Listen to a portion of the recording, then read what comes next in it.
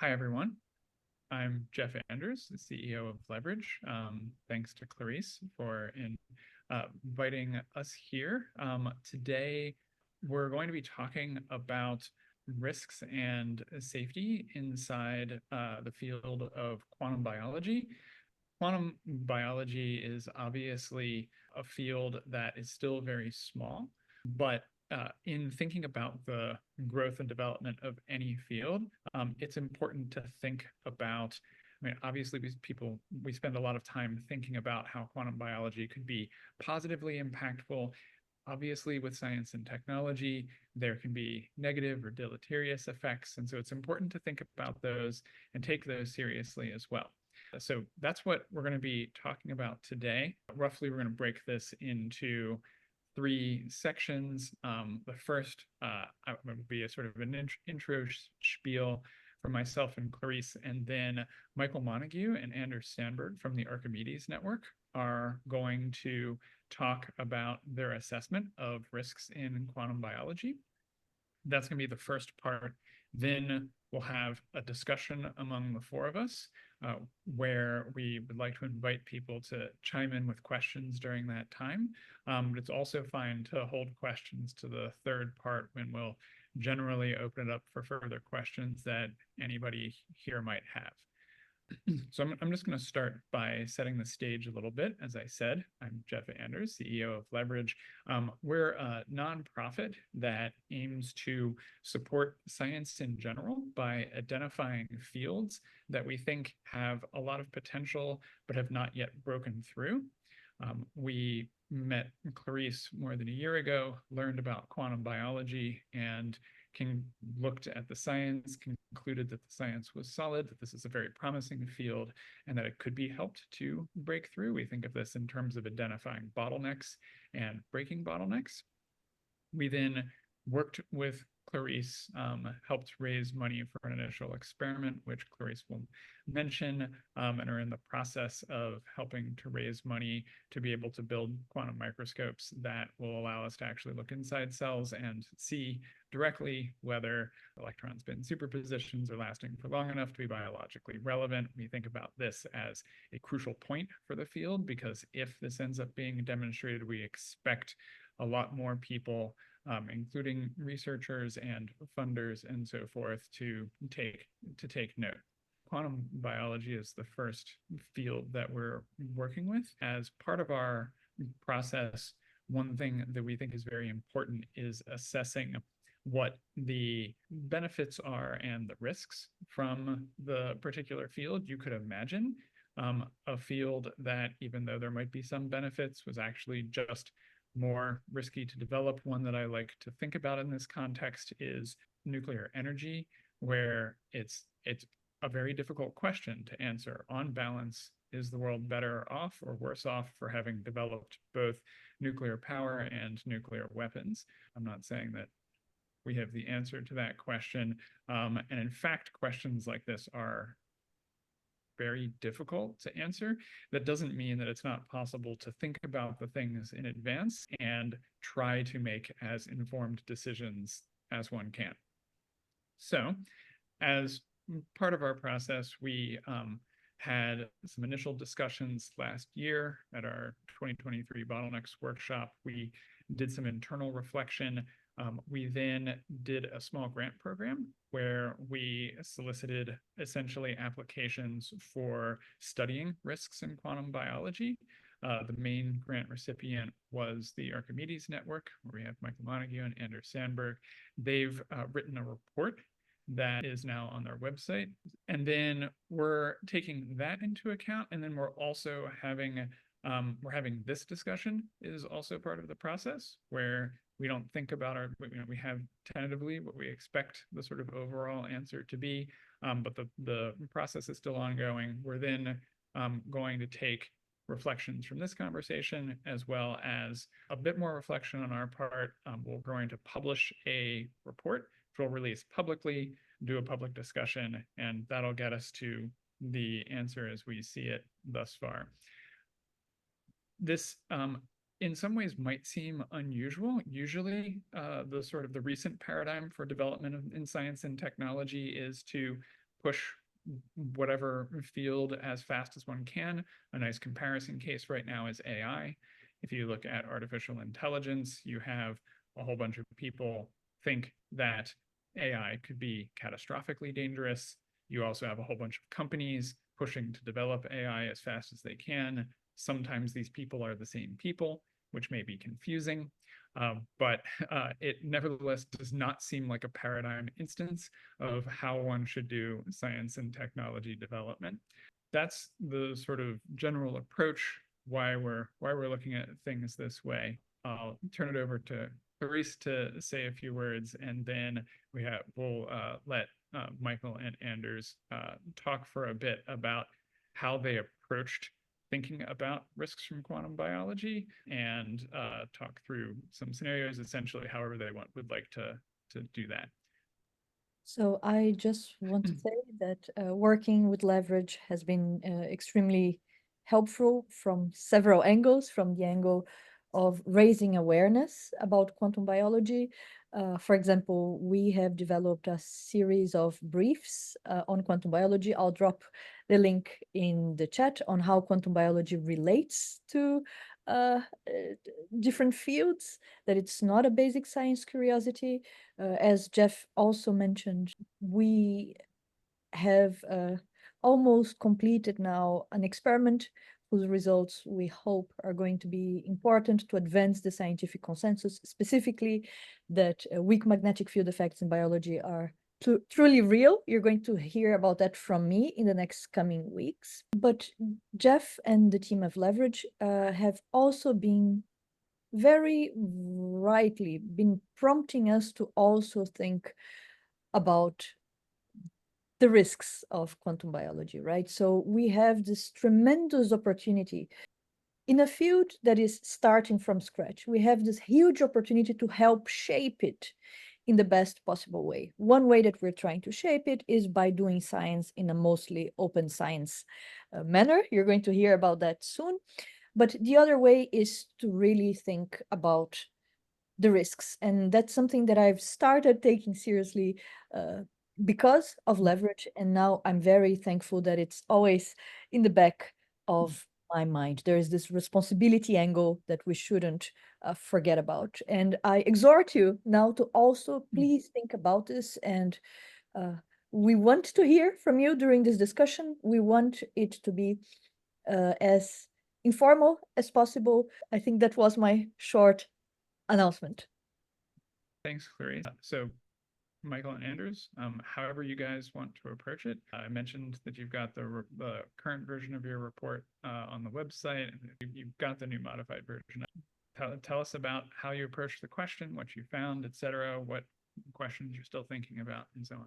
So first, I want to thank Leverage for supporting the work, and I also want to thank Clarice for being willing to talk to us several times.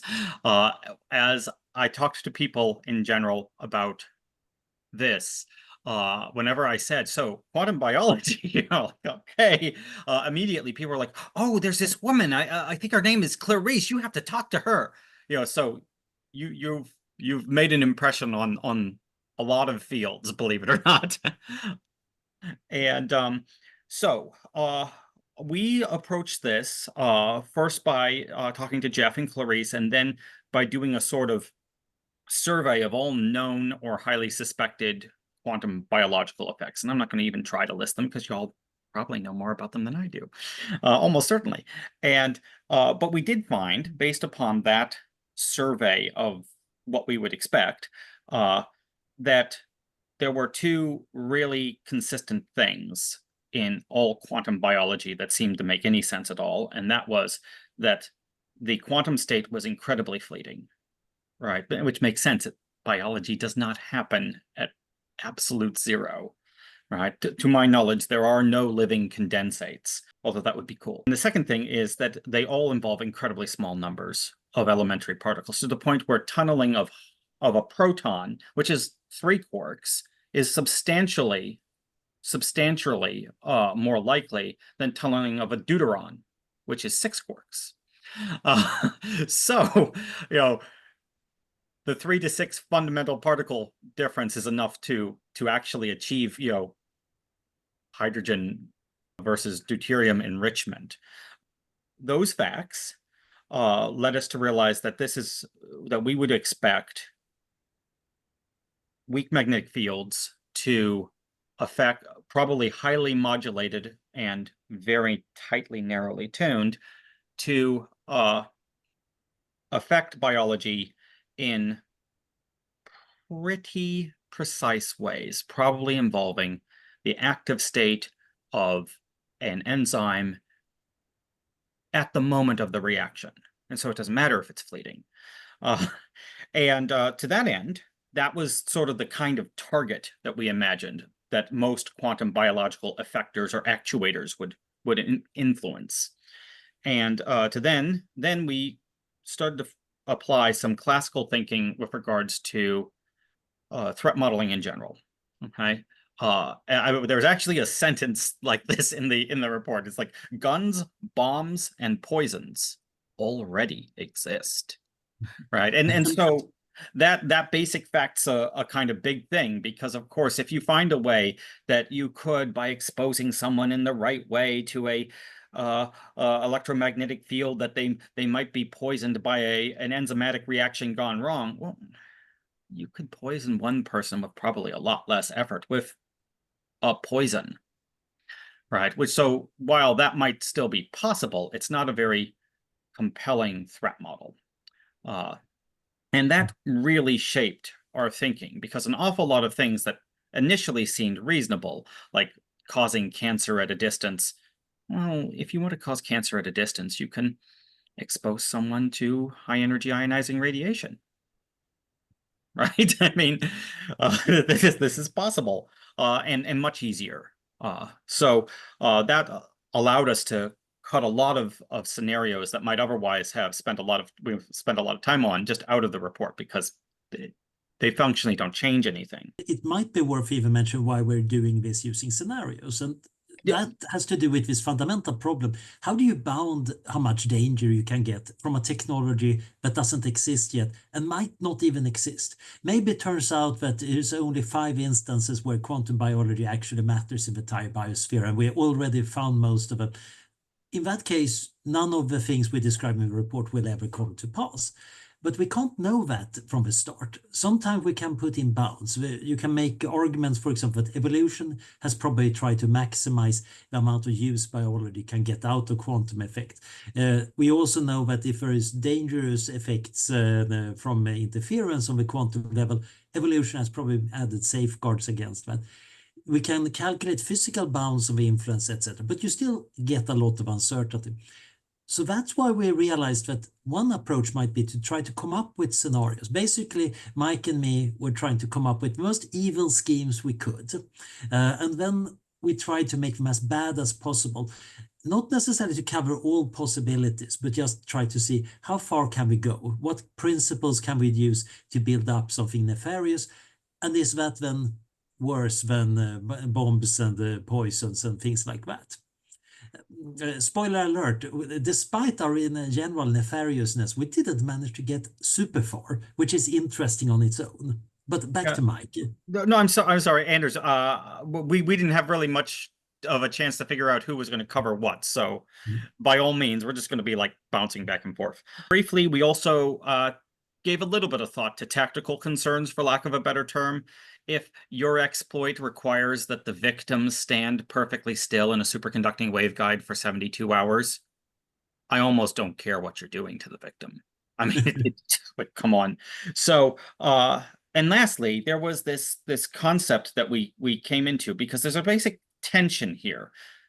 Threat models and threats that are concerning to humans on human scales are not incredibly fleeting events involving only a few elementary particles. So it turns out that there is a phenomenon that, to my knowledge, we named, although it's vaguely been known about in the biology circles for a while, called scale shifting effects. There are situations, this can happen in any mathematical or physical system, but it happens a lot in biology, where situations where an individual atom or molecule or electron or whatever leads to effects that are radically larger in scale than the thing that was affected, the atom, the molecule, and whatnot. And this is different from aggregate effects. Okay?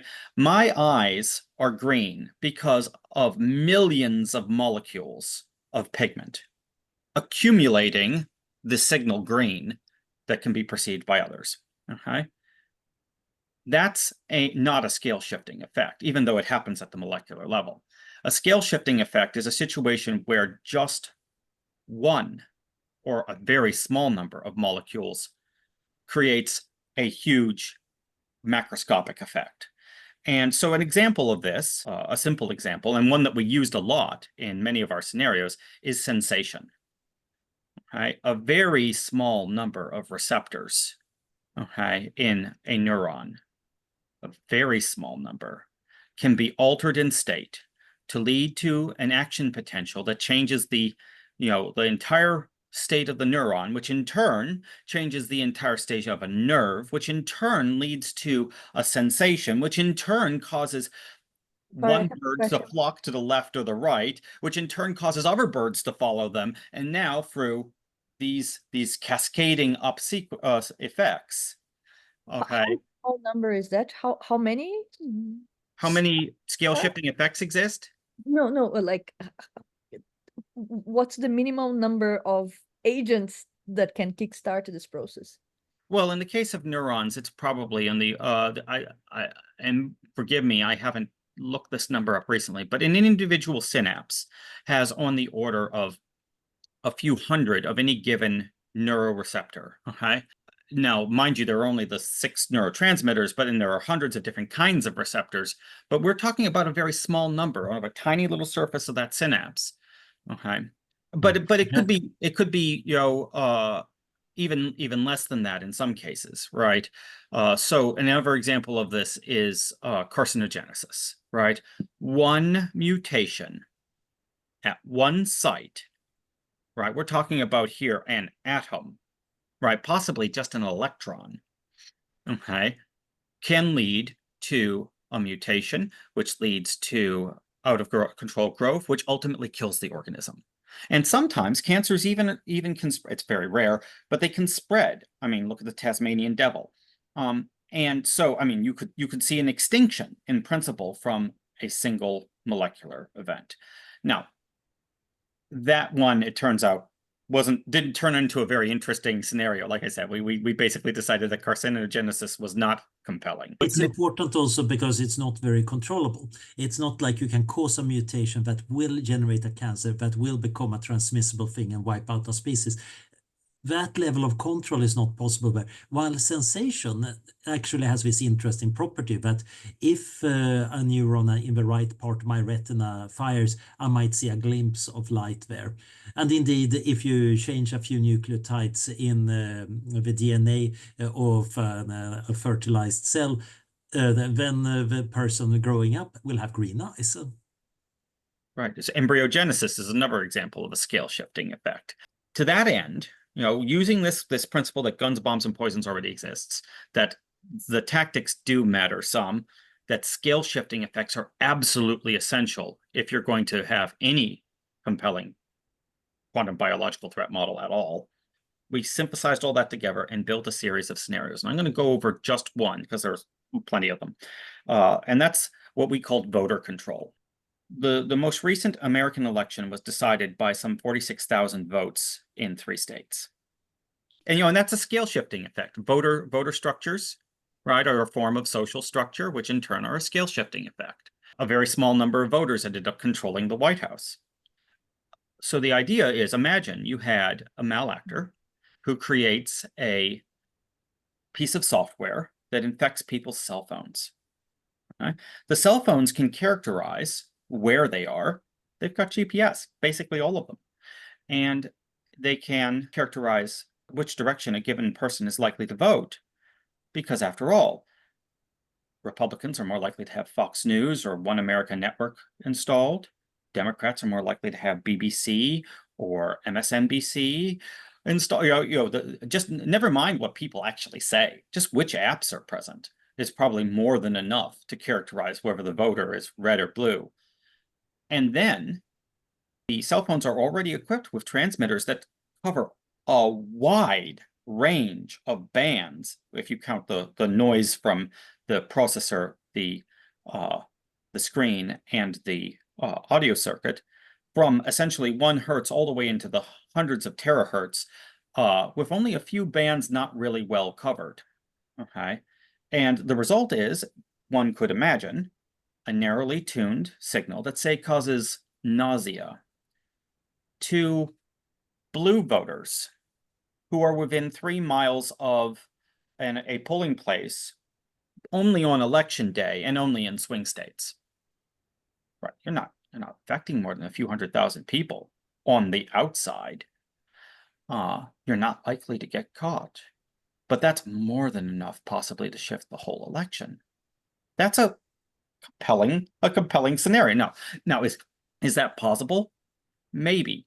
The nausea represents a scale shifting effect to the voter structures of the electoral map represent a scale shifting effect, right? This is why and of course the ability to target it very narrowly thanks to the wealth of data that exists on a person's cell phone makes this powerful.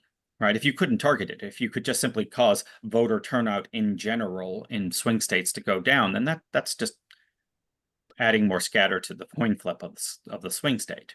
Not very interesting. And that's a by the way, an interesting general rule of threat modeling, is that the more targeted the weapon, the more dangerous it is. It's definitely it's better to have a weaker weapon that you can target carefully than have a stronger weapon that you can't.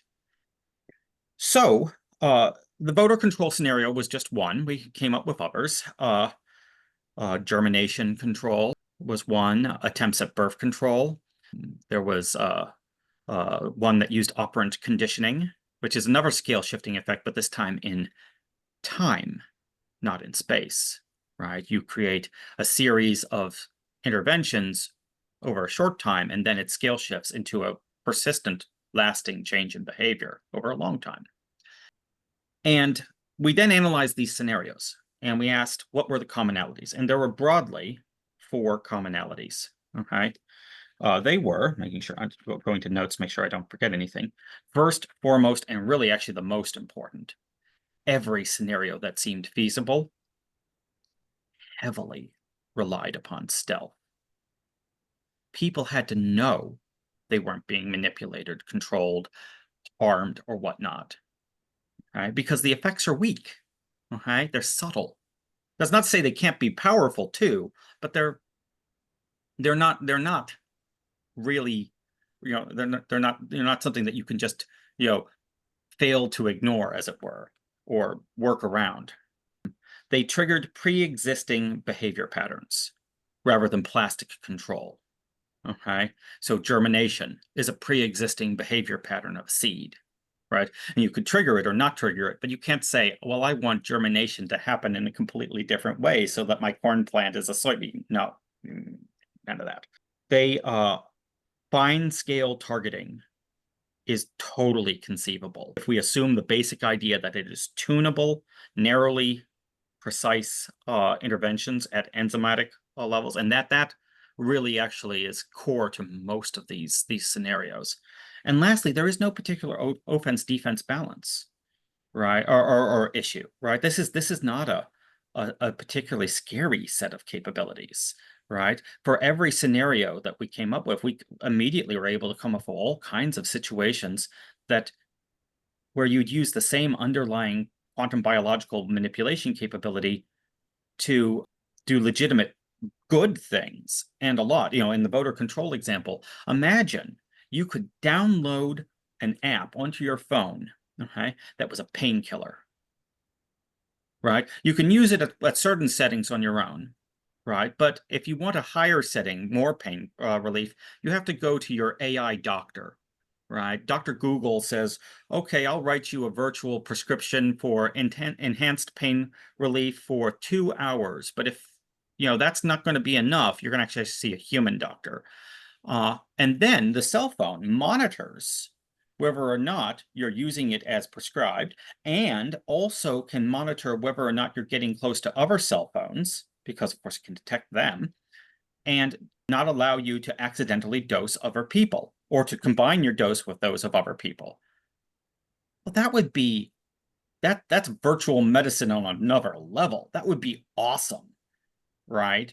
And it relies on exactly the same underlying idea that you've got an amazing amount of transmission bands in every cell phone already, and on the network effects. So why do these commonalities exist? And the reason is, one, electromagnetic manipulation and detection equipment already exists.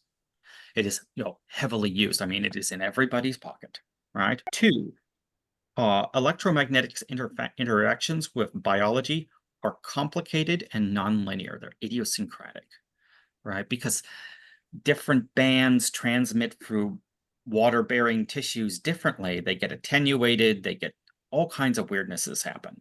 I mean, there's an entire field on how that happens. That means that every single signal is going to be sort of its own unique little thing, right? And lastly, the scale shifting effects, because they are pre-existent, are what causes the triggered effects to be the nature of triggered effects to be the likely shape of any threat. Okay, and likewise any legitimate use too. Taking those reasons and those commonalities together, we had one really core suggestion. All of the threats are very significantly mitigated with in situ persistent detection, right? The cell phone might be a way to deliver the attack, as in voter control, but it's also a way to detect it. Every one of those frequencies that it can transmit, it can also receive and analyze, and then send up a little alarm. Hey, you're being manipulated with a quantum biological effect. Did you know that? Right? And that sabotages the threat models, all of them, right there. Poof. But there's some interesting tiny properties to that. The attacker, we can assume, will know that capability exists, okay, and will therefore either interfere with network connectivity or will choose to attack where there is no connectivity. The detection cannot be networked. It can't be, I found an odd signal, I send it out to a centralized database, okay, and ask, is this scary? Right? Because that connection to the database could easily be severed in an attack scenario. It has to work like a virus checker, with definitions that of threats that are distributed and analyzed locally. Right? If my cell phone can detect an attack even when it has no signal, then it's a detection that really is an effective defense. And the result of that is that we have a secondary suggestion, and that is that it is very tempting to say, oh, well, if someone figures out a way to, say, induce nausea with quantum biology, that's an information hazard. We should not publish that. And I get that. It sounds like a pure attack capability. But it is also the necessary information to distribute a definition. And distributing the definition also neutralizes the attack. So our basic argument, or basic suggestion, aside from the fact that we should be definitely pushing for detection capability, is that we should also be not allowing that detection capability's development to be sabotaged by worrying that we are distributing information hazards. Robert, we want to figure out scary signals or things that interfere that might be very useful common knowledge. And it doesn't look like any of them were strong enough to be a really serious problem. If we had found something that means that, oh, here is a radio signal and all life within several miles just dies, that might be an information hazard. That would probably not be the kind of information you want out on the internet. But fortunately, evolution has already had to handle the messiness of the real world, and biology is way more robust than crashing just because you send the right radio signal at it. So that seems to be a good reason to believe that we should be doing a lot more open science here. So there you are. That was our the encapsulated version of the report and conclusions. So, Uh, questions?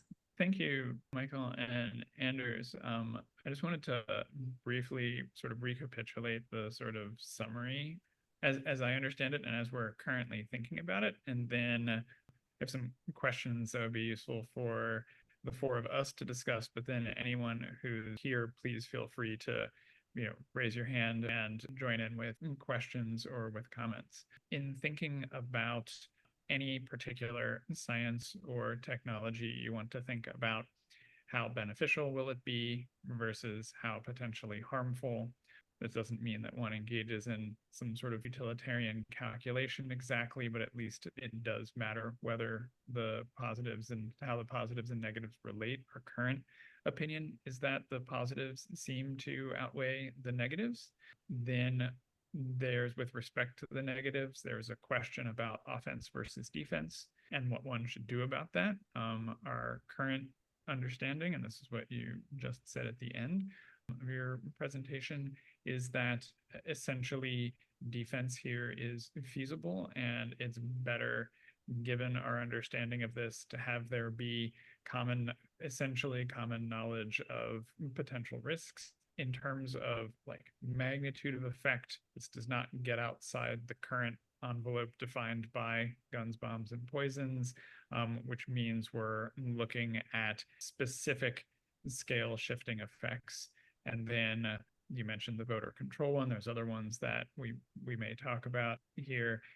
Notable is that for each of the illegitimate or harmful uses in a scenario where quantum biology ends up really being a thing, there were corresponding legitimate positive uses. And so as we currently understand it, the risk analysis pushes in the direction of this is a worthwhile area to move forward in and should be done so openly, with people being broadly aware of the sorts of scenarios that could occur, and then obviously should recognize that any of these things would be years down the road because the relevant science and technological capacities have not yet been developed. Is that a fair summary? That's a fair summary. The last few sentences of the report literally were: the opportunities that exist in this field are much more compelling than the threats. It is the belief of the authors that quantum biology is a field worth exploring. Can't say better than that. I mean, there it is. Because there are some things where it could be concerning, but it didn't seem like this was any more true than biology research in general, and oftentimes a lot less. I mean, I can really see that potential for virtual medicine being just a game changer in public health, especially when you combine it with AI to apply it very intelligently, and biosensors to do that in real time without necessarily user input. I mean, that's just a change in paradigm. That's huge. That's totally worth worrying that maybe those capabilities might sometimes be hacked. The only worry we have is that conspiracy theorists are bound to be citing this report and saying, look, I told you all along it was the 5G networks. I think we need to have a footnote pointing out, you conspiracy theorists, no, this doesn't support your view. We see you. And if you quote this, then we know you haven't even read the report. Yes, I forgot to add that. I'm sorry, Anders. I wanted to get the link up before this. And I will make a tiny version. That's actually a good thing to jump off on. I think one scenario that people might be concerned about is the 5G scenario. So you have, particular electromagnetic radiation, and then you have scattered sort of reports. The current government stance on this is that there can't be relevant negative effects because there's no mechanism. Notably, though, quantum biology, if we end up confirming the quantum bio hypothesis, that undermines the claim that there's no possible mechanism. There would come to be a possible mechanism, and so I'm interested in how you think about something like the 5G scenario. I want to make a meta comment to that, and then I'll go back to 5G. And the meta comment is that one of the things we noted, it's a sort of meta threat, not threat really, but note, and really actually the reason why y'all commissioning this report at this time is the right answer, is that as an outgrowth of what Anders was talking about, that evolution has presumably already pretty aggressively used a lot of these effects. That means that evolution has also caused life to figure out ways to manipulate these effects, right? And because it has found those ways to manipulate quantum biological effects, when we start really seriously investigating, we'll find those ways and then learn to co-opt them into tools. And those tools will let us search for more and better quantum biological effects, which will allow us to co-opt still better tools. You're And that describing science. yeah, yes, but the thing is, we have seen this happen in biology several times. We saw it with PCR, we saw it with reverse genetics, we saw it with CRISPR, right? And the result is that you see sudden biological capabilities sort of exploding in the space of months or years onto the world stage, which, you know, were science fiction 5 years earlier. And that that has happened before, and there's every potential for that to happen here. With regards to 5G, one thing that we noted was that cell towers are being relatively secure pieces of infrastructure. Right? Both they affect large groups of people, but they're also relatively monitored, right? Simple cybersecurity is an effective solution there. One of the interesting things about 5G particularly is the way it works is that it uses more powerful but more directional signals. Okay, and that represents a degree of additional capability that 5G devices have that more traditional 4G cell phone signals do not. And that implies different degrees of targeting and just more sophistication potentially with that as a platform. But it doesn't change the underlying basic, calculus of where the offense-defense balance is. So I wanted to make 2 points. The first is that whereas I do not think that there is cause for concern having to do with 5G, etc., usually, and that's a deeply flawed reasoning, people disregard the effects of weak electromagnetic fields on the grounds that the fields themselves are small, which is false, right? This is not an accurate statement because we know, and there are plenty of correlative evidence around, that weak electromagnetic fields can have profound effect despite the fact that they're weak. And there are some proposed mechanisms that are somewhat surprising. So I just wanted to make sure that we don't start talking about strengths, because weak fields can also do harm and do good.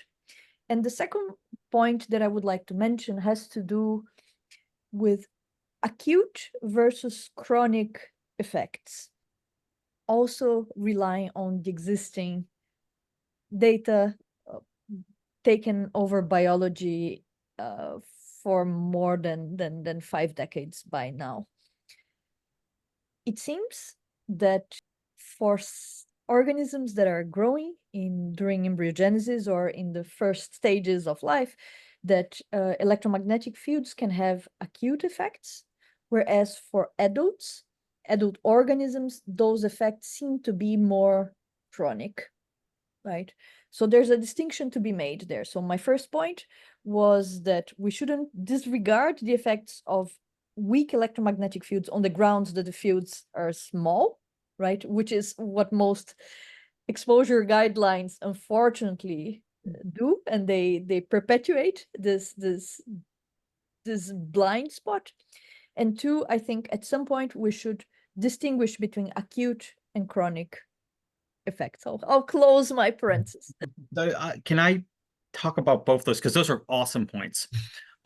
First, on the weak versus strong, I really was thinking of that as a range of effect rather than the intensity, right? If I've got a 5G device that can create essentially, if not a coherent, a very narrow but intense beam of energy, then I can have that weak field effect at a longer range than I would otherwise do. And that capability, that technology, therefore represents some tactical flexibility to an attacker, which can really matter in a lot of ways. I mean, that sounds like a very small thing, but it can matter a lot. With regards to chronic effects, I totally agree that that is something, and it's something that to some degree we declined to talk about in the report. And the reason we declined to talk about it is that it's very hard to know how it would scale with time. There's such a thing as hormeosis, right? Where low-level exposure to a toxin actually is beneficial, where high-level exposure to the toxin isn't. You know, this has been well documented in radiation, despite the fact that the Nuclear Regulatory Council continues to have the linear no threshold model of toxicity. I'm sorry, I'm not scarred. It's going to be okay. But you know, it turns out that hormeosis is in fact a thing with basically every toxin. The only toxin I know of that, or the only two toxins, excuse me, I know of that have no hormeosis at all, that do not have a leveling out of toxicity or even a reversal of the at low concentrations, are lead, okay, and prions, and that's a kind of amazing thing. And I don't know if, and I have really honestly no idea whether or not the negative effects of quantum biological interventions with weak magnetic fields would or wouldn't exhibit. I mean, I just don't know. I mean, that comes into that sort of, you know, it's idiosyncratic. I bet it's going to be different on a case-by-case basis. Indeed, that might be the tricky part.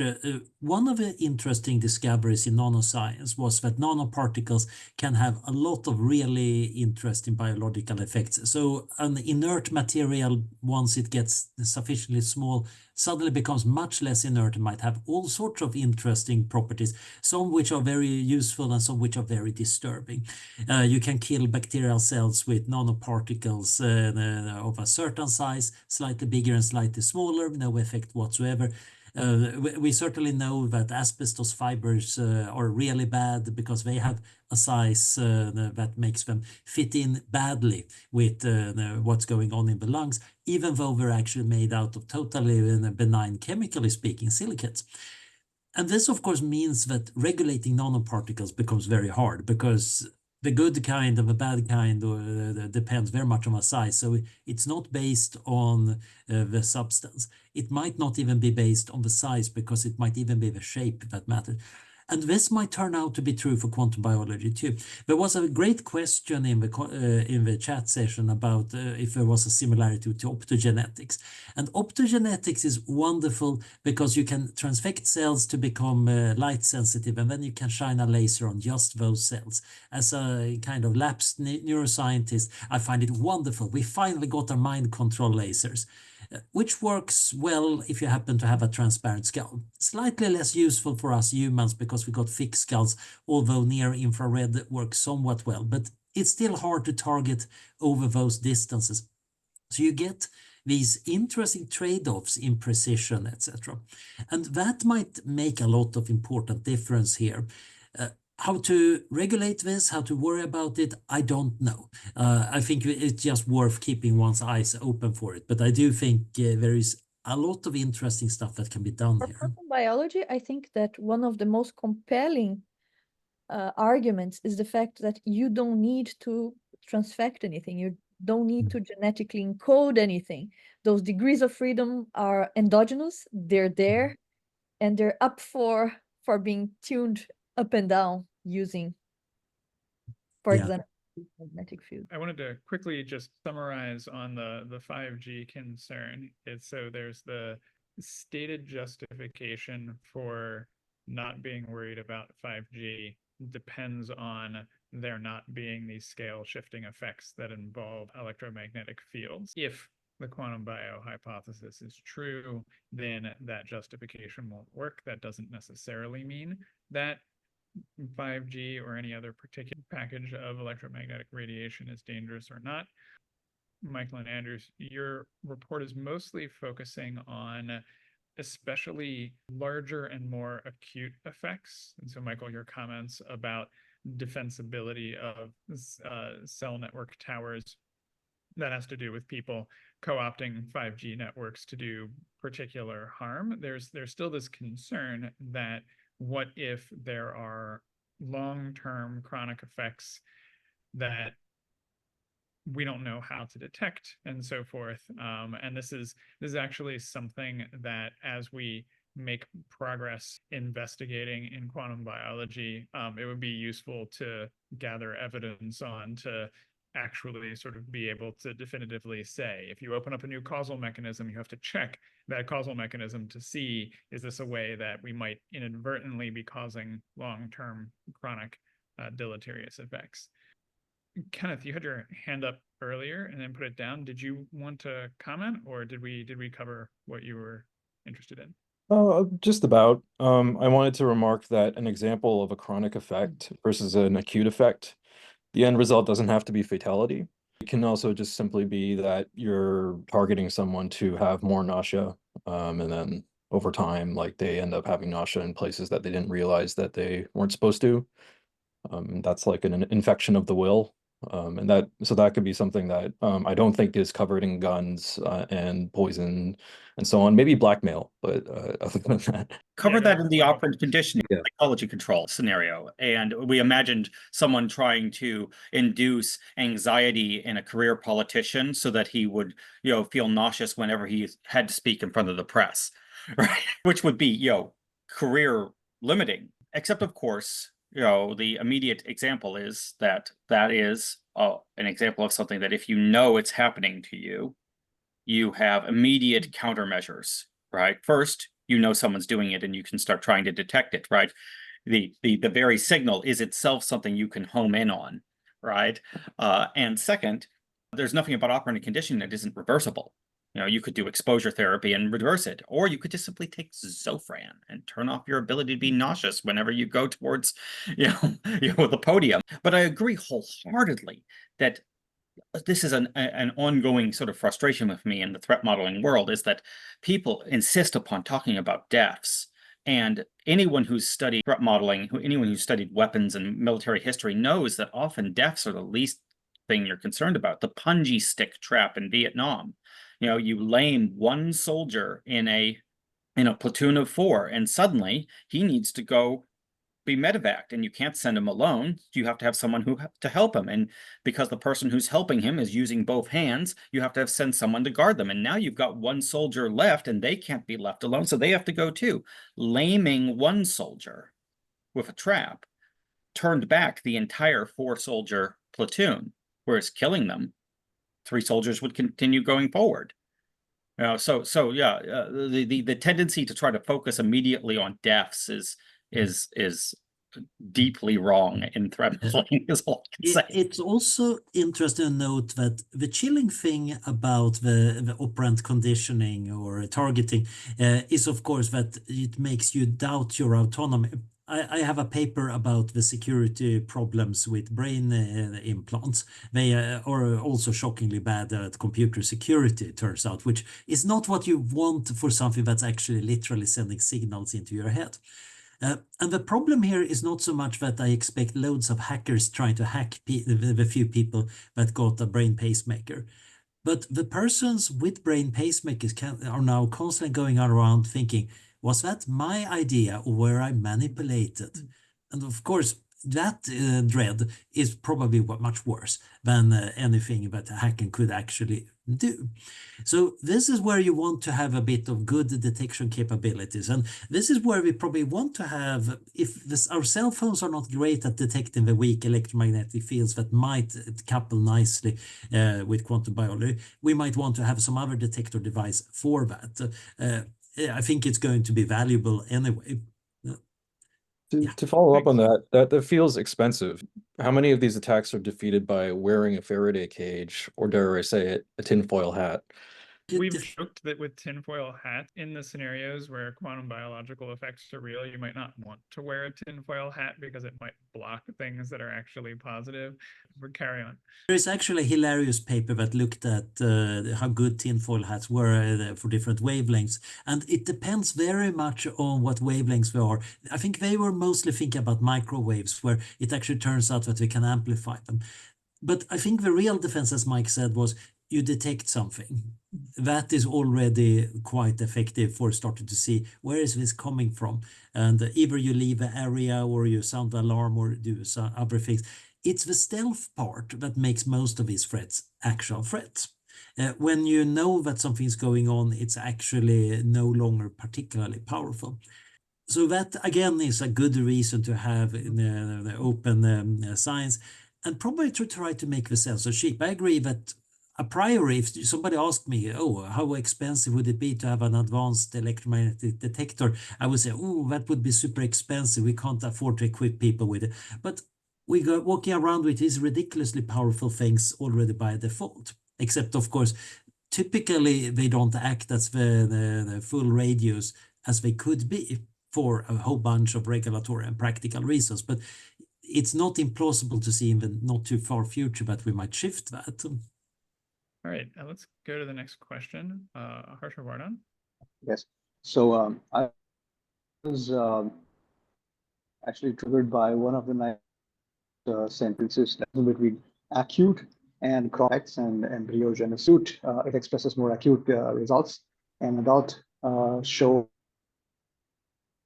chronic results. So maybe is there a theme there? Like, can one say like embryogenesis is more prone to, that stage is more prone to quantum interference, external quantum interference in short time scales, and adulthood then becomes a sort of a quantum stabilized because of evolutionary ideas, as a phase of an organism.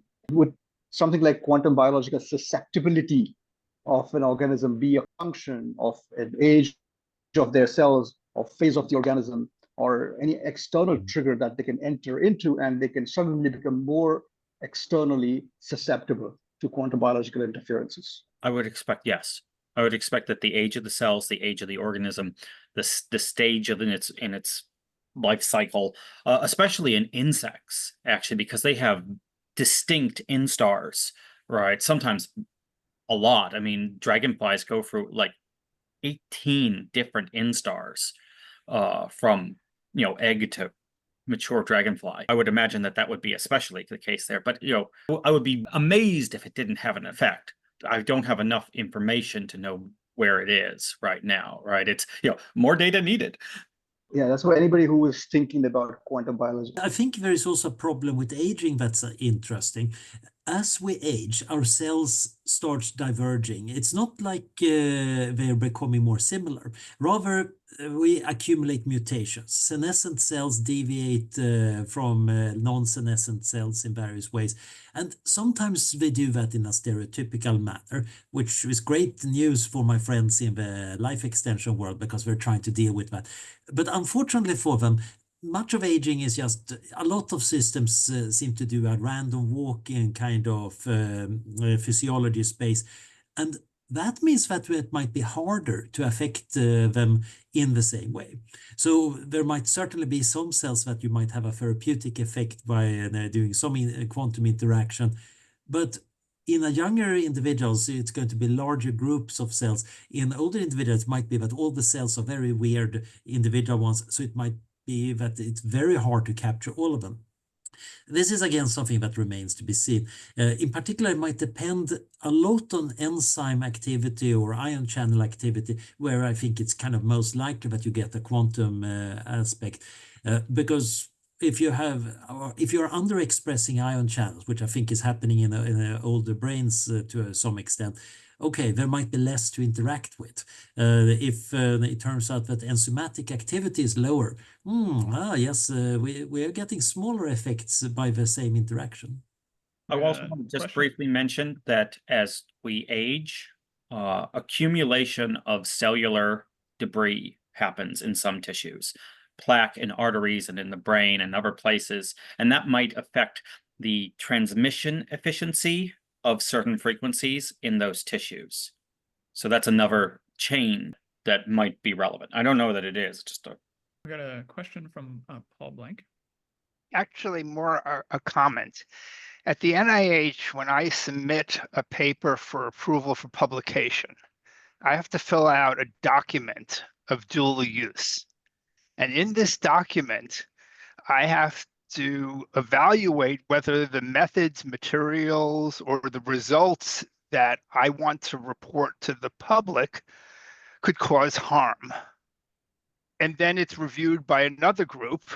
And at that point, I will get approval that allowed me to submit to a journal. So this is a challenge because this requires, on my level, a certain degree of imagination to ask the question, is this new knowledge useful, good, however you want to evaluate that philosophical question of, is this going to be a benefit for the community, society, whatever, to have out there? This is almost an impossible task in the absence of knowledge. And that's where we are now. So if we are to go forward in the field of quantum biology, we have to be willing to accept the possibility we're going to make mistakes. One could look at that as, the field of nuclear power. The people did not set out in the 20s to devise ways to kill each other. But that led to entire fields that have been very beneficial, but it comes with difficulties, as we all are aware of.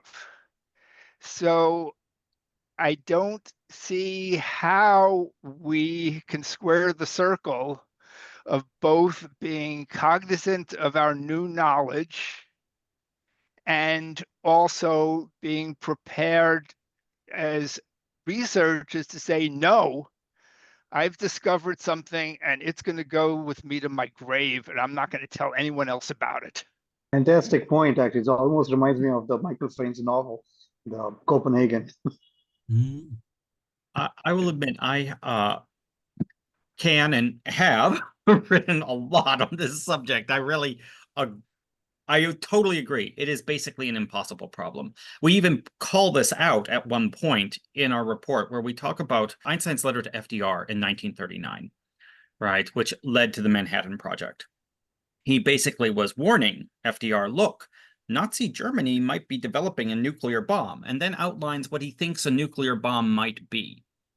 And it's a fascinating example of both what is and isn't possible in this space. He was right that Nazi Germany was trying. Okay? He was right that a nuclear bomb was possible, and he was right that a nuclear bomb, when developed, would be of unprecedented power. He made about 8 other suppositions, and they're all wrong. I mean, seriously, he imagined that nuclear bombs would be the size of a small building, that they would be impossible to deliver by air. He was wildly optimistic about how successful the German program could be, all kinds of things. And he was writing a mere 6 years before the first nuclear detonation, right? If Albert Einstein, writing about nuclear physics a mere 6 years ahead of the event, is more wrong than right, except for the really big, broad scale stuff, then we should not expect. I mean, you say we should be prepared for the possibility that we'll be wrong. Well, no, we should be prepared for the certainty that we're wrong. None of the scenarios we described is per se right, but there are some broad scale things. And so to that effect, I want to mention there's a narrative out there that says that scientists are the only people who are able to determine whether or not their discoveries are or are not dual use research of concern. And I want to push back on that a little. Threat modeling actually is a skill, right? It is very easy to do wrong, right? Amazingly easy to do wrong. And there's no particular reason to imagine some random molecular biologist or organic chemist or whatever necessarily being able to do it. And the same reason, there's no reason particular to assume that they would be good at managing a company or designing a logo or any number of other technical skills that they totally could learn if they were willing to spend several thousand hours doing it. And then lastly, with regards to the idea that, you know, there might be situations where the scientist is going to take the secret to his grave, I also want to push back on that one particular solution a lot, because it turns out ideas are in the wind. Scientific discovery is not like writing a poem, okay? You, from your genius, can write a poem, and statistically, no one else will ever write the same poem no matter how long you wait, right? It's just the degrees of freedom are many orders of magnitude too high. But the scientific discovery, by the very nature of reproducible results, is open to anyone, right? The eighth digit of pi is 2.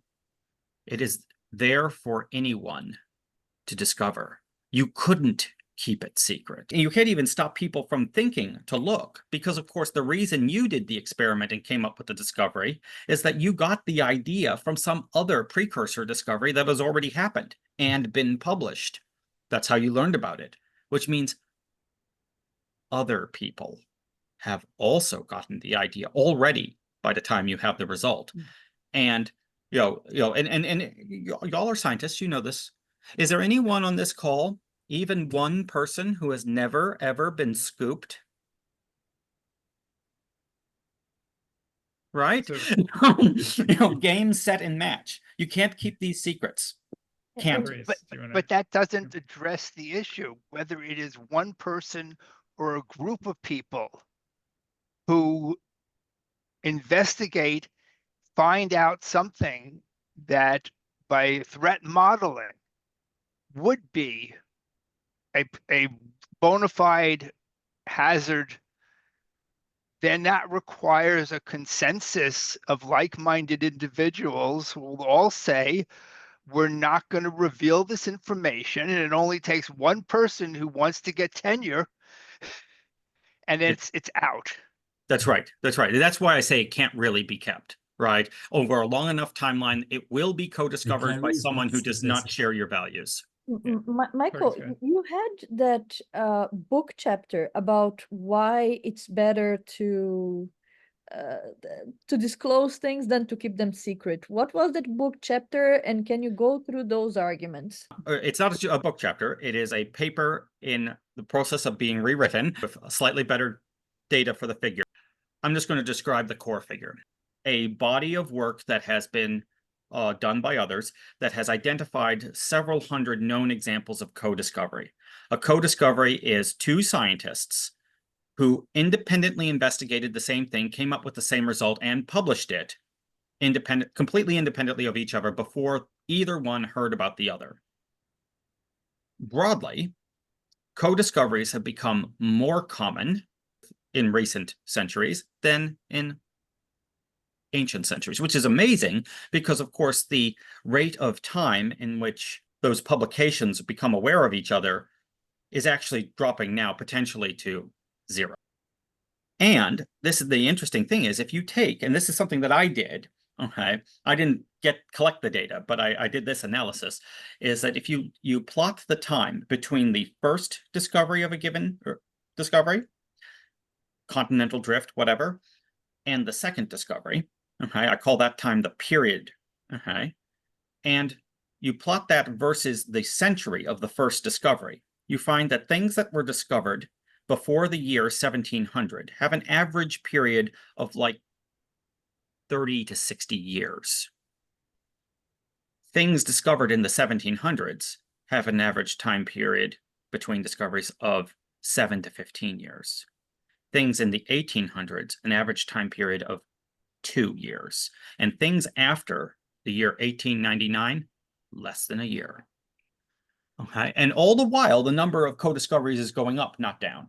Okay, and the result is you get to this sort of feedback loop that if you take co-discovery as a given, right? You have discovered something, you should actually assume you are the second, at least, if not third person to have discovered it, right? You're not the first, statistically. Briefly, there is a feedback loop. If co-discovery is inevitable, then you discover something potentially scary, okay? If you are a responsible person, you keep the secret, and that means you keep the secret from all the other responsible people too, because you can't really do it by halvesies, not easily. You have opened up the window for another discoverer to discover it, and either they keep the secret or don't. Okay? If every person who keeps the secret is keeping the window open, it is semi-inevitable that it will eventually be discovered by someone who doesn't keep the secret. Y'all have abdicated responsibility to, by definition, someone who does not share your values, and simultaneously, without intending to, conspired to make sure that all of your own mitigation efforts for the danger are sabotaged because none of you are cooperating with one another, and unintentionally conspired to ensure that the world is unprepared. It is in fact keeping the secret is a suicide pact of good intentions. It's the worst possible decision you actually could make. Meanwhile, there is a known set of factors. The weapon of openness is a old chapter that talked about how open research actually works much better than closed research by a organization like the CIA, where it's all behind closed doors, because of institutional structure issues, right? If you're behind closed doors, then there are very few oversights to keep groupthink from setting in, to keep corruption or staid approach from hobbling your efforts. And those limitations, that bureaucratic cruft, accumulates, right, to the point where such closed research organizations are actually much, much less effective. And this is entirely in keeping with material from the public sector. There's a glorious business management book that really, honestly, everyone should at least be moderately familiar with, called The Mythical Man Month. Okay. And it's a fascinating example of how there are actually really details that explain how to optimize your ability to do science and technology development work. And it's not, there's an optimal size team, and there if you want to achieve efficiency, but there's also scaling rules for how it scales for larger teams. This is a field, right? We treat science and technology development like it's some kind of black box, and it totally isn't. It is in some ways one of the fields that human beings understand the most, right? Okay, I'll stop. Mike, if I could jump in. So there's a bunch of different questions here. I also want to partially bring this back to one of the points that Paul was making. We're very in favor of openness.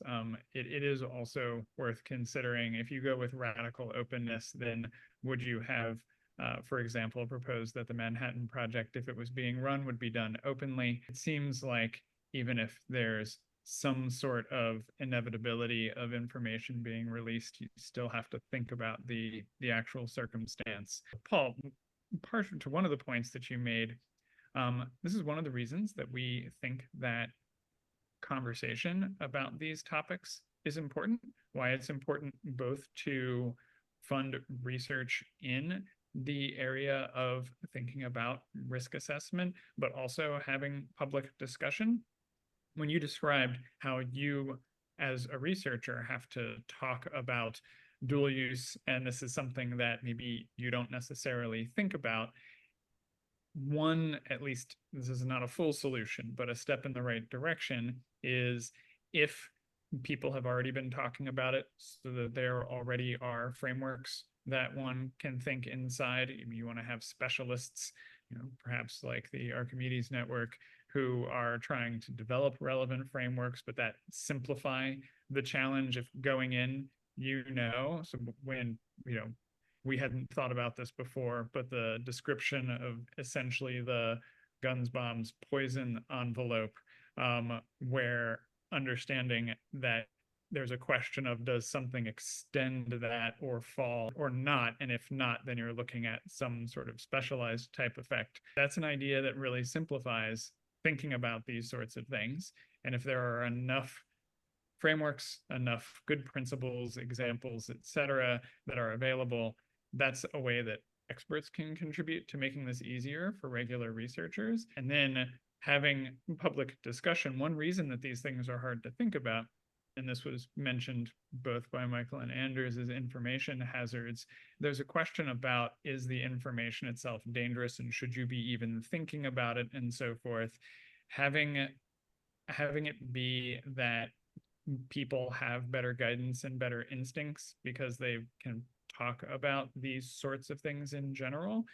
If you raise a sort of public competence on the discussions of these topics, that's something that's going to also help researchers. It's like help from the expert side and help from the public side. I don't know what you think about that, but that's sort of one way we think about it. Yeah, I think it's very useful also to have a bit of a mental map of what's going on. So when it comes to the Manhattan Project, the nuclear secrets turned out to be not terribly important in the large, that it was a nuclear chain reaction making atomic bombs. There was no real point in keeping that secret because in order to make something dangerous, you need to get the other kind of nuclear secret, how to isolate the right kind of isotopes and put them into the right kind of containers and detonate them right. Those were the sensitive things that actually you wanted the spies not to get. And even when the spies got it, they actually had a real problem. The Soviet Union actually managed to get blueprints basically from the Manhattan Project. They had some really good infiltrators, partially because the US was looking for the Nazi infiltrators and totally missing the commie infiltrators. But when they ended up in the hands of the Soviet nuclear establishment, they had a problem. Oh, we can't machine things to that precision. We don't have the right tools or the right chemical.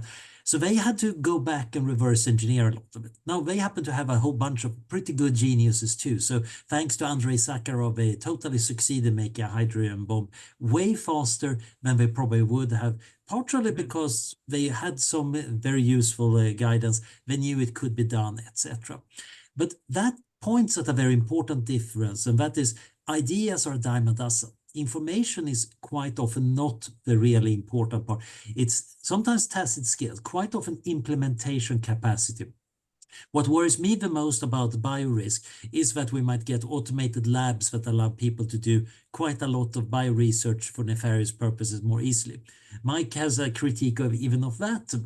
And I think there are some extra steps that are needed to turn it really serious. But the more AI and automation we get, the more capable we become at implementing things. But it's still rather easy to slip up, as anybody who's actually been working in a lab really knows. I'm a theory guy. I just watch the labs from afar. I can't even step close because then stuff starts failing. And I think this is, of course, where that, or in the NIH question about dual use, also becomes a bit tricky, because the really dangerous dual uses are the ones nobody thinks about. The obvious dual uses show that you pay attention and are trying to play the ethics game, which is nice. It's a way of demonstrating that you're actually trying to follow the rules. But it's very likely that most dual uses are not going to be the real actual risk that we're going to be cursing a few decades later. On the other hand, thinking ahead a little bit quite often allows you to think about what else do I need to have here. If I'm making an automobile, I might want to invent seatbelts. That came way too late, mostly because people realized the need for it because people got killed in traffic accidents all the time. Sometimes when you build a system like a nuclear reactor, it makes sense to invent control rods, which incidentally Heisenberg didn't believe he needed for his reactor over in Germany. But fortunately, or unfortunately, depending on how you look at it, he never got enough uranium to get dangerous. But he might have found out that actually control rods are a really good idea to have in your reactor. There's a story I want to tell. It's a true story about something called the Norden bomb site. Before World War II, there was an effort to try to create a bomb site for dropping bombs from airplanes that would allow for precision bombing. Norden in, I think in America, did this, And his bomb sight, he claimed, would allow for a bomb to be dropped into a pickle barrel. It was so precise. And he was wrong. Okay. It totally could. If you were flying perfectly level at 20,000 feet, as slow as the bomber could go, in perfect, clear visibility options, with absolutely not a breath of wind and no difference in wind at any altitude between the plane and the ground, then you totally were amazingly precise. But of course, in battlefield conditions where you're flying high and swerving and, possibly doing it at night, the modern bomb sight basically almost was eliminated in ineffectiveness. And a lot of threats are like that. A lot of weapon concepts, they look great on paper every time, but it turns out it's the messy dynamics of the real world that really determine whether or not the thing works or not. And this isn't just true of weapons. This is true of all kinds of things, basically every technology. Betamax was a better technology than VHS, right? Why did Betamax not succeed? Because of market conditions. Had nothing to do with the technology. And generally it's going to be market conditions. And the battlefield's just a different kind of market. This comes back to the secret issue and the theory versus practice aspect. We can partially guess which aspects of the information are secretable, right? Just by asking ourselves the question, how many degrees of freedom does it need? If it's something very complicated, conceptually analogous to a password, okay. The Shannon's entropy of a space that you have to search through before you find the answer is incredibly narrow, and narrow solution space, a huge possibilities. Okay, that might be a keepable secret, right? Might. But if it's something like the 8th digit of pi, where the number of possible numbers is in fact 1, you just calculate it and there it is. You don't actually search through the space. That's not a keepable secret. And so we have to be smart when we think about information hazards. We have to say, is this a secret that we even should be trying to control? Because there's no point in trying to do something that's doomed to failure. And we have to think about that in terms of the fact that it's probably the larger environment's dynamics that is ultimately going to be controlling. So it's the interface between your weapon or your technology, okay, and that environment that represents the potential for a secret that might be A, keepable, and B, important. But there is also the interface, of course, to society. Quite often when thinking about information hazards, the real issue is, how do you frame it so the right people listen to it and the wrong people ignore it? For example, if you're a climate researcher and you realize, oh, we have been doing certain simulations slightly wrong all over the place, you want to write this as the driest, most technical paper possible to be read by the other climate scientists, and Fox News will never quote it. You want to frame it rather than keeping it secret. You want to keep it really, really boring. And this is, of course, one of the annoying things as a scientist, because we are mostly trained, I think, at trying to figure out what is actually going on in the world. How does the world work? And then we should be honestly reporting that. The problem is this kind of strategizing. It's hard. And quite often people fail totally at that too. You use the wrong wording and people misunderstand you.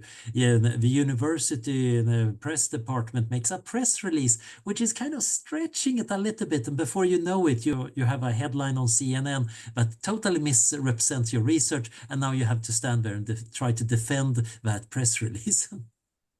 Well, it could be that by trying to frame things in the driest and most technical way, you're sort of you're sort of ceding the public framing ground to other people. So it might be worth considering. You just want to have a clear framing. So I wrote a paper some years back that was about the search for extraterrestrial intelligence. And we realized that our argument could be used by creationists to argue, and look, here is scientists actually do believe that the Earth must be divinely created. So we had to deliberately use a bit of phrasing to make the paper as awkward as possible to cite for anybody of their ilk, because we literally talked about the life origination rate per liter per second in the universe. We kind of made sure to turn it into something totally naturalistic. So if we were trying to cite it in a sermon, they would have to kind of say, but yeah, God has increased the life creation rate of a universe. That sounds rather weird. So sometimes you can do it with a reframing. And sometimes, of course, you can never predict it in the first place. One question, switching topics, one question that I noticed was not covered in the report, but has come up in discussions with some people, including over whether quantum bio is worth funding, is the relation between quantum biology and risk from artificial intelligence. Artificial intelligence is the sort of field right now in science and technology that's getting the most attention. It's also the case that there is a huge range of scenarios, from the algorithms producing biased results to AI taking away everyone's jobs to AI destroying the planet and turning the world into a big computer chip.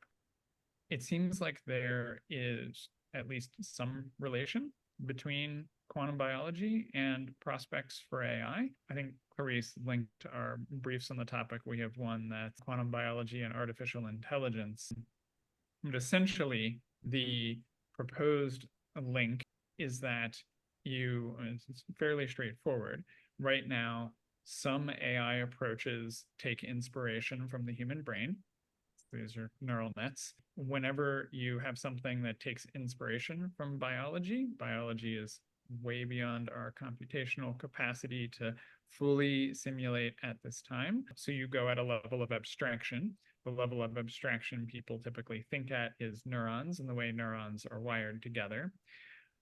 But you could imagine, some people are very optimistic that current approaches to AI are going to work. You could imagine a scenario where they end up not getting us that much further. And so researchers have to dig deeper into trying to figure out how to replicate the effects of human intelligence. They look at the brain quite naturally. And then if there is information that indicates that actually there are scale shifting effects from the quantum level up that impact neuron function, then advancing the field of quantum biology would, in that scenario, yield knowledge that could potentially be helpful for building AI. Interested in your guys' comments or thoughts on that? And I do realize that AI is, in some sense, an enormous can of worms. There's a temptation to not have to go into it. It's sort of like opening up an entire galaxy of further risk analysis. But let's open the can of worms at least a little bit. I think the relevant issues are Eric Drexler kind of talks a lot about implementation capacity as a useful parameter. I think that's useful because much of the AI debate is more about risks from agential kinds of AI. And I think they are rather severe, but a lot of the LLMs, etc., are more like, okay, I can ask for help to code this up instantly. Over the last few days, I've been racing through doing a sociology project using ChatGPT, and it's just insane how much data processing in the humanities I can do without knowing some of the data formats, etc. Suddenly, I can amplify my ability to, and earlier I alluded to that with lab automation, we might boost things up. So I think AI is going to amplifies people's ability to do research, but also implement larger and scaling up experiments. So right now we might be having to do things, single experiments in a lab. But now we might see that we can scale it up. So we do screenings across all sorts of organisms and enzymes and conditions. And AI might also be good at weeding out the parts of possibility space that are not fruitful. If this works well, we're going to see a lot of really cool research, but also be able to implement a lot of the fruits of that relatively quickly, and then consequences ensue. I think the real risk here might be, of course, that we get a lot of things very quickly, and it's taking a long while to figure out what's useful, what's risky, what has long-term effect, or what blows up eventually. for other reasons. Email, intrinsically because of the way the protocol was made, contains the risk of spam. An economist had been able to say in 1970 to the original people coming up with the email protocols that, look, by making it zero cost to send an email, you will get infinite emails.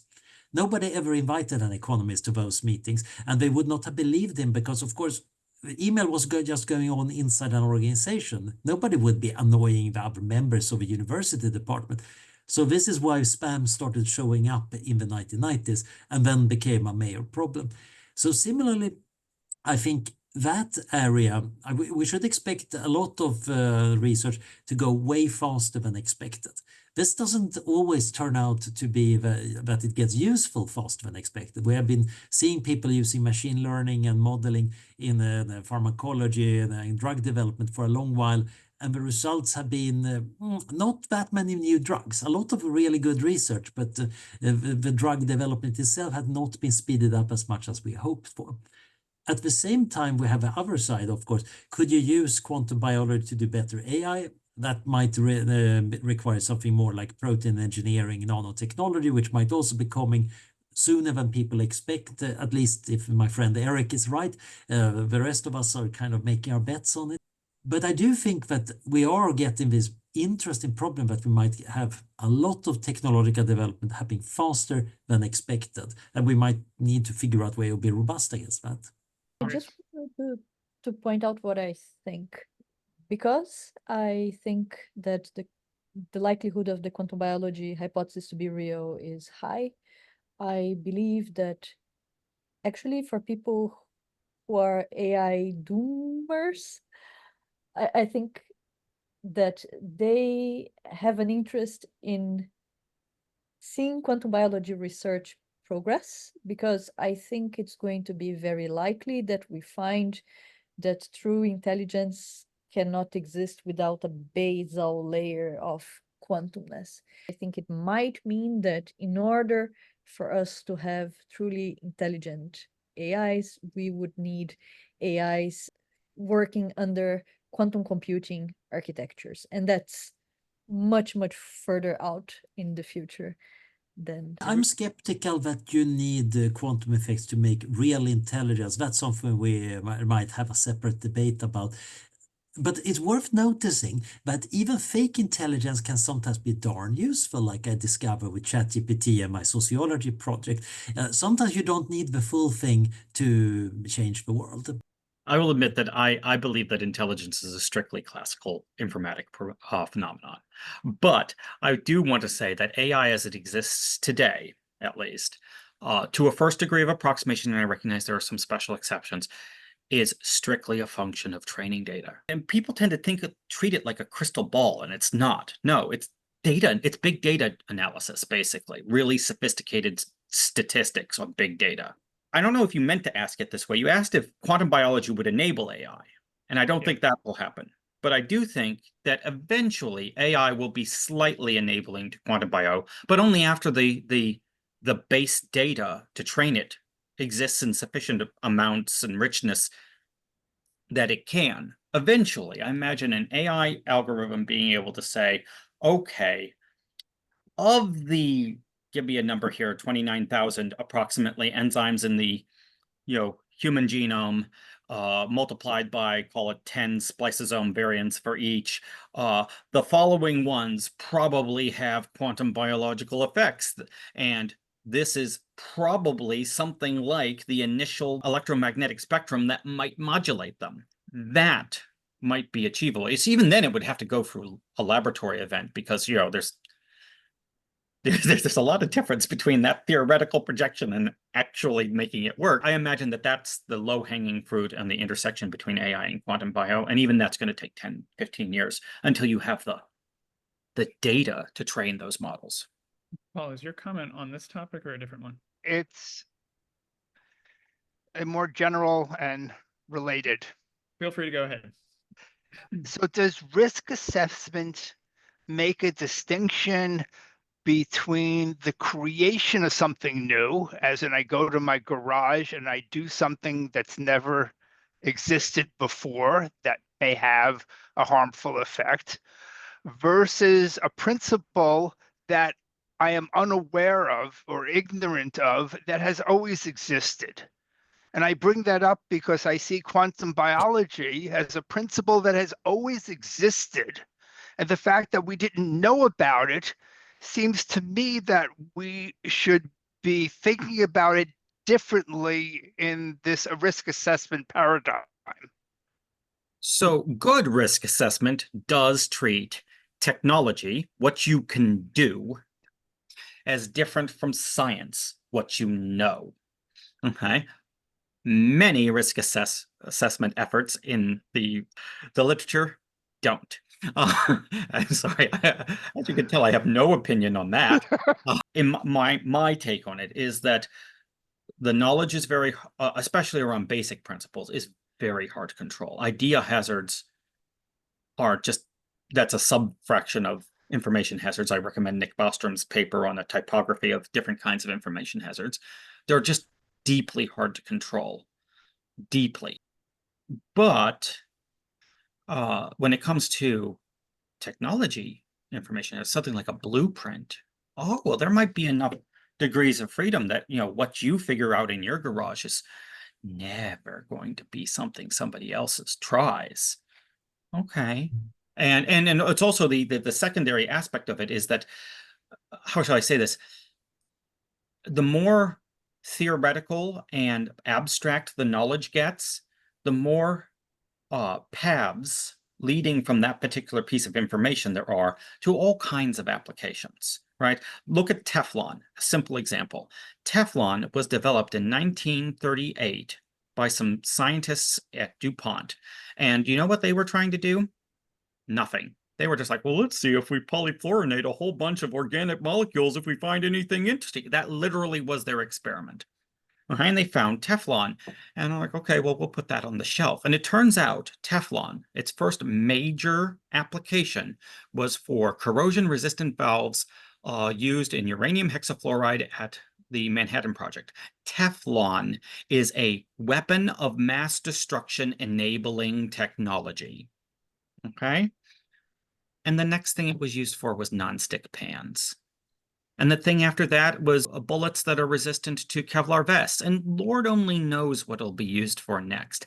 I submit to you that every technology on a long enough timeline represents a potential hazard. All of them. Right? There is no distinction between dual use and dual use research of concern on a long enough timeline. They all are of concern. Right? It's just a matter of how likely it is you are to stumble on that next terrifying thing.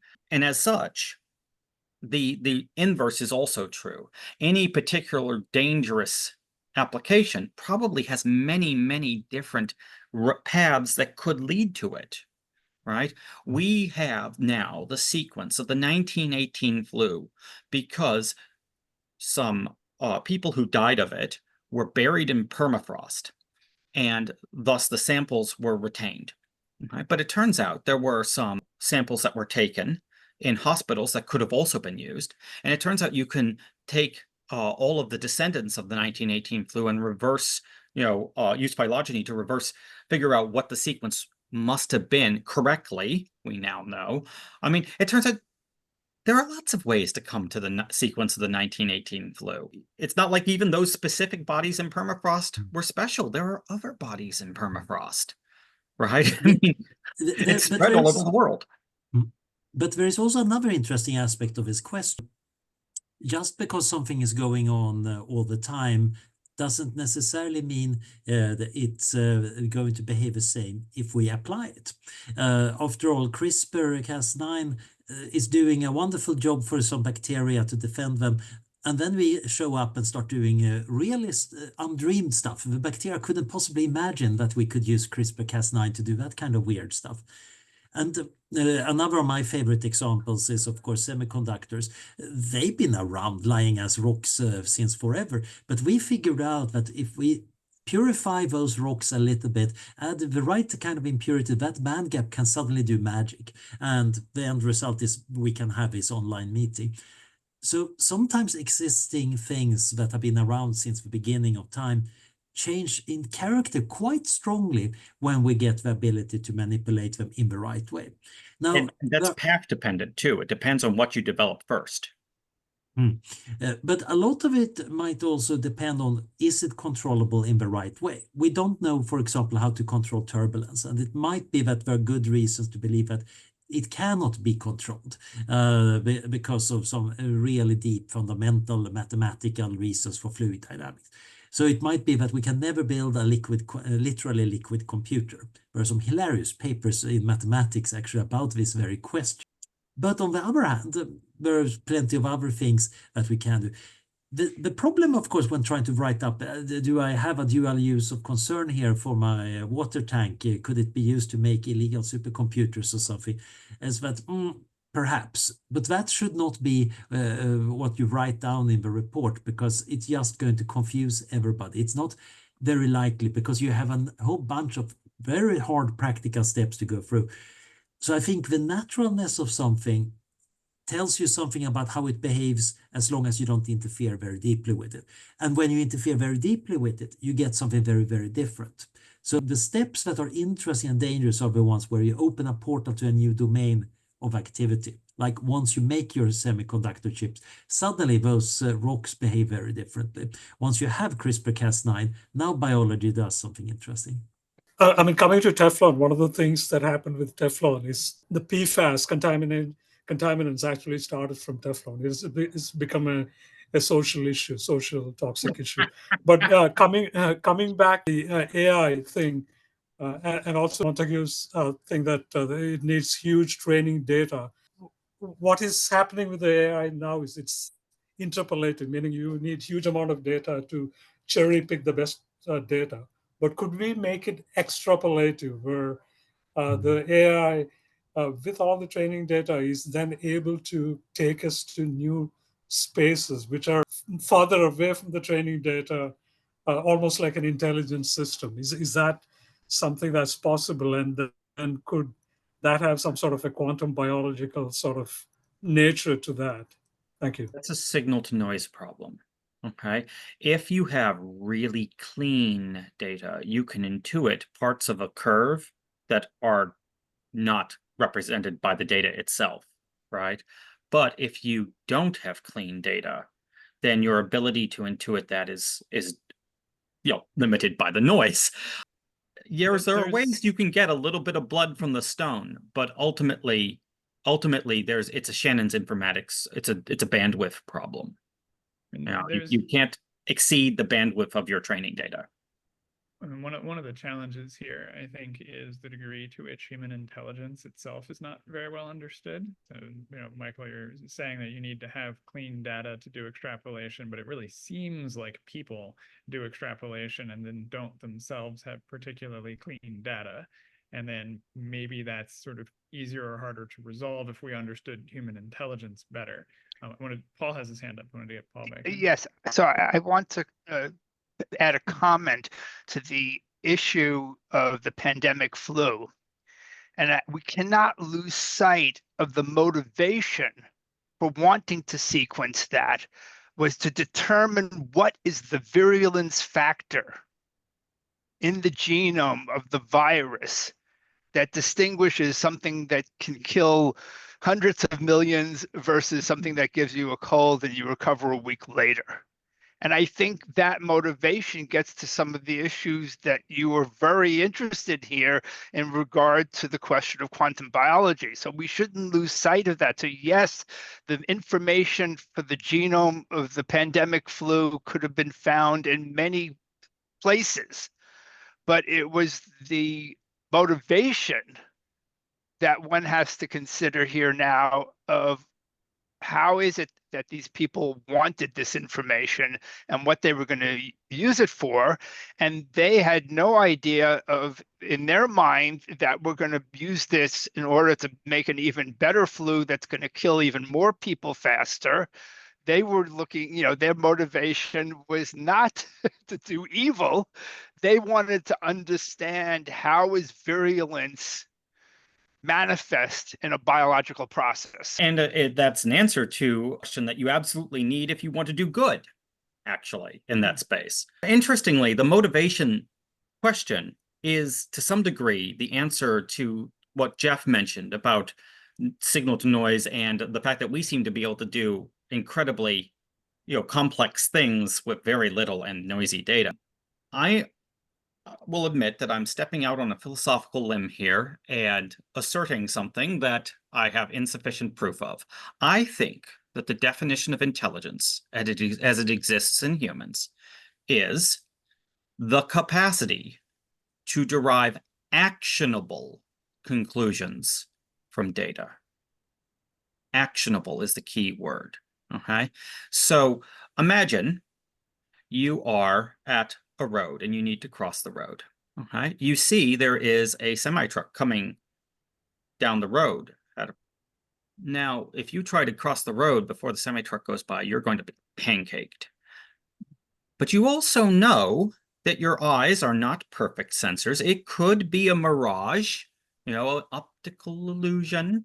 It could be not real, in which case it's perfectly safe to cross the road right now. Well, that from an information analysis problem is just a, error rate problem. But from an action problem, there's a secondary aspect. What are the costs and benefits of waiting or not waiting? Okay. And the very fact that you have to make that calculation adds to the wait. Because the more you think about it, the longer you've waited for the truck. And that fact, I feel, is core to what makes human intelligence work. We make actions, and we make actions based on our own unique, individual, in real time perspective. And none of our AIs are designed around that thinking. They don't look at cost-benefit analyses of one action versus another. At least most of them. Most of them, and so it's not surprising that they're not coming up with human-style intelligences, right? They haven't been programmed to come up with a human-style intelligence, and this is why I think it's a classical phenomenon. I think that we're programming it to do the wrong things, if that's our goal, not that we don't have the compute power. I think we had the compute power 20 years ago. That it's actually a very simple computational process. So to that end, you could totally see coming up with different decisions on that. Am I being chased by a bunch of guys with baseball bats? Maybe it's worth it to take the risk of it being a mirage. Am I going to tea with my grandmother? And let's face it, she's going to be there in 5 minutes, just as much as right now. Maybe I should wait for the presumably real truck to go by, right? And that context, right, is deeply personal and specific to the perspective.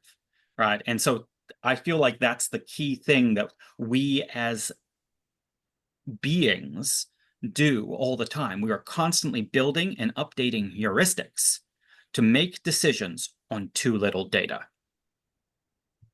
All right, so we're right near the end of the time. I wanted to thank everybody for participating. Obviously, thank you, Clarice, for hosting the discussion. Thank you, Michael and Anders from the Archimedes Network. I'd like to thank people who contributed conversation and questions from the audience, and everybody else for joining us. Clarice, and if you want to close us out. Thank you all. I find it super cool when we have those different insightful discussions. I think it adds to the science. Thank you to the folks from the Archimedes Network. Thank you all so much for being here. We'll be in touch and we're going to be posting this discussion online. Geoff, close it. All right, no, that's it. Thanks, everybody. Thank you. Thank See you you so then. much. You all. Nice seeing you. Yeah.